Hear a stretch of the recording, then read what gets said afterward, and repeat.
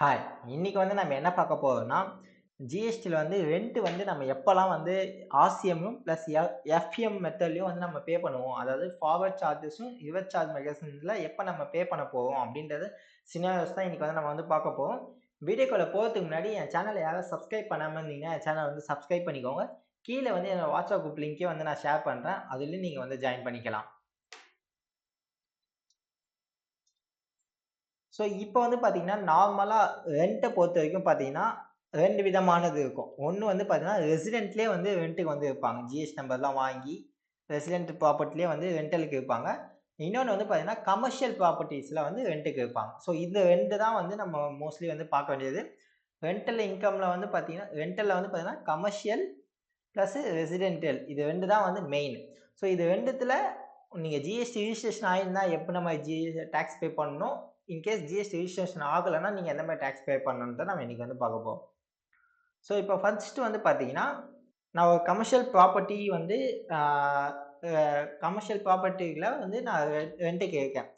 So, அந்த owner வந்து பார்த்தீங்கன்னா, ஜிஎஸ்டில ரிஜிஸ்ட்ரேஷன் ஆயிருக்காரு.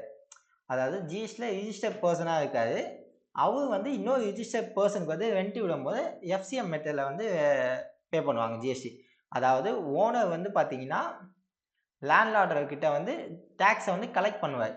கலெக்ட் பண்ணிட்டு 18% டாக்ஸ் வந்து கலெக்ட் பண்ணிட்டு கவர்ன்மென்ட்க்கு வந்து ஸ்ட்ரெய்ட்டாவே பே பண்ணிடுவாரு. ஸோ ஜிஎஸ்டி வந்து பார்த்தீங்கன்னா, ஜிஎஸ்டி வந்து ஸ்ட்ரெய்ட்டாவே கவர்ன்மென்ட்க்கு வந்து பே பண்ணிடுவாங்க. ஸோ இதுதான் வந்து registered person to registered person வந்து நடக்கிற format. So in case registered person to unregistered person நடக்குதுன்னா, அப்பயும் வந்து பார்த்தீங்கன்னா, 18% ஜிஎஸ்டி வந்து கலெக்ட் பண்ணிட்டு கவர்ன்மென்ட்க்கு வந்து அவங்க பே பண்ணிடுவாங்க.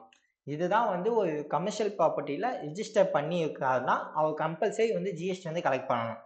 ஸோ இன்கேஸ் ஆ அவர் ஜிஎஸ்டியே வந்து ரிஜிஸ்டரே பண்ணல. பட் ஆனா, ரென்ட்‌க்கு விட்டுருக்கவங்க வந்து பார்த்தீங்கன்னா, ரிஜிஸ்டர் பண்ணியிருக்காங்க. அந்த டைம்ல வந்து பண்ணணும்னா, ஆர்சிஎம்எத்துல 18% ஜிஎஸ்டி வந்து நீங்க வந்து பே பண்ணணும்னு சொல்லிட்டு, இந்த 54 கவுன்சில் மீட்டிங்ல வந்து ரெக்கமெண்ட் பண்ணியிருக்காங்க. ஸோ பட் ஆனா இன்னும் அஃபிஷியலா எந்த ஒரு நோட்டிஃபிகேஷனும் வந்து இன்னும் வரல.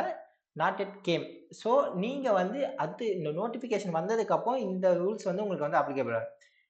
கமர்ஷியல் ப்ராப்பர்ட்டில இருக்கவரு அன்ரிஜிஸ்டர்ட் பெர்சனா இருக்காரு. பட் நீங்க ரிஜிஸ்டர்ட் பெர்சனா இருக்கீங்க அப்டின்னும்போது, ஆர்சிஎம் மெத்தட்ல நீங்க வந்து 18% வந்து கம்பல்சரி வந்து நீங்க வந்து பே பண்ணணும். ஸோ அவரும் அன்ரிஜிஸ்டர்ட் பெர்சன், நானும் அன்ரிஜிஸ்டர்ட் பெர்சன்றபோது எக்ஸம்ப்ட். ஸோ நீங்க வந்து அதுக்கு ஏன்னா நீங்க ஜிஎஸ்டிலே ரிஜிஸ்ட்ரேஷன் பண்ணல. ஸோ உங்களுக்கு இந்த கம்ப்ளைண்ட்ஸே உங்களுக்கு அப்ளிகபிள் ஆகாது. ஸோ அதனால நீங்க ஜிஎஸ்டியும் வந்து நீங்க பே பண்ணணும்ன்ற அவசியம் கிடையாது. ஸோ இப்ப ரெசிடென்ட் தான் வந்து மெயின். ஸோ இப்ப ரெசிடென்ட் பெர்சன் வந்து பார்த்தீங்கன்னா, ரிஜிஸ்டர் ஆயிருக்காரு. பட் அன்ரிஜிஸ்டர்ட் பெர்சனுக்கு தான் வந்து விட்டுருக்காரு அப்டின்னும்போது, அதுவும் வந்து எக்ஸம்ப்ஷன் தான். நீங்க வந்து அவங்ககிட்ட இருந்து ஜிஎஸ்டி வந்து கலெக்ட் பண்ணணும் அப்டின்றது ஒரு அவசியமே கிடையாது. பட் அன்ரிஜிஸ்டர்ட் பெர்சன் அன்ரிஜிஸ்டர்ட் பெர்சனுக்கே விட்டாங்கன்னா, உங்களுக்கு வந்து எக்ஸப்ஷன். ஏன்னா, அவரும் ஜிஎஸ்டி ரெஜிஸ்ட்ரேஷன் ஆவல, நீங்களும் ரெஜிஸ்ட்ரேஷன் பண்ணல. ஸோ, அதனால உங்களுக்கு வந்து நீங்க ஜிஎஸ்டி கலெக்ட் பண்ணணும்ன்ற அவசியம் கிடையாது. பட் ரிஜிஸ்டர்ட் பெர்சன் வந்து அன்ரிஜிஸ்டர்ட் பெர்சன் குடுக்கும்போது, அவங்களுக்கும் வந்து ஜிஎஸ்டி வந்து நீங்க கலெக்ட் பண்ணணும்ன்ற அவசியம் கிடையாது. இது வந்து எந்த சினாரியோல வந்து நீங்க ஜிஎஸ்டி கலெக்ட் பண்ணணும் அப்படின்னு பார்த்தீங்கன்னா, ரெசிடென்ட் பெர்சன் அதாவது நீங்க அன்ரிஜிஸ்டர் ஓனர் வந்து அன்ரிஜிஸ்டர்டு. பட் ரென்ட்‌க்கு வரவங்க வந்து ரிஜிஸ்டர்ட் பெர்சனா இருக்காங்க.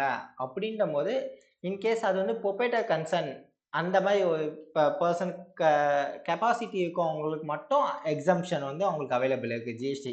இந்த இத வந்து நீங்க வந்து டீட்டெயிலா வந்து பார்க்கணும்னா, இந்த நோட்டிஃபிகேஷன் நம்பர் வந்து 15/2022 சென்ட்ரல் டாக்ஸ் ரேட்.